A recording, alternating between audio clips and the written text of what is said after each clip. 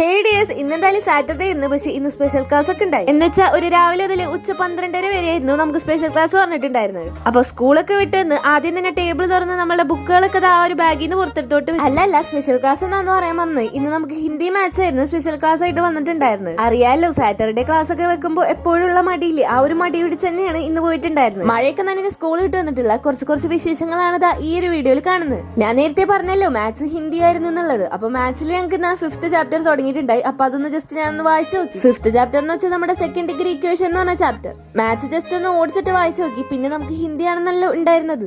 ഹിന്ദിയിലാണെങ്കിലും ഇന്നൊരു പുതിയ ചാപ്റ്റർ ആയിരുന്നു തുടങ്ങിയിട്ടുണ്ടായിരുന്നത്. ആ ഒരു വൈറ്റ് ക്യാബ് എന്ന് പറഞ്ഞ ചാപ്റ്ററില്ലേ അത് തന്നെ. അപ്പൊ ഇതൊന്ന് വായിച്ചുകൊണ്ട് വരാൻ പറഞ്ഞിട്ടുണ്ടായി. അപ്പൊ നേരെ വായിക്കാനായിട്ട് അങ്ങോട്ട് ഇരുന്ന്. പിന്നെയാണെങ്കിൽ നമ്മുടെ ഓണം എക്സാമിന്റെ ടൈം ടേബിൾ ഒക്കെ വന്നിട്ടുണ്ട്. എല്ലാരും അറിഞ്ഞു എന്ന് വിചാരിക്കുന്നു. പിന്നെ പോർഷൻസും എല്ലാവർക്കും ക്ലിയർ ആയിട്ടുണ്ടെന്ന് വിചാരിക്കുന്നു.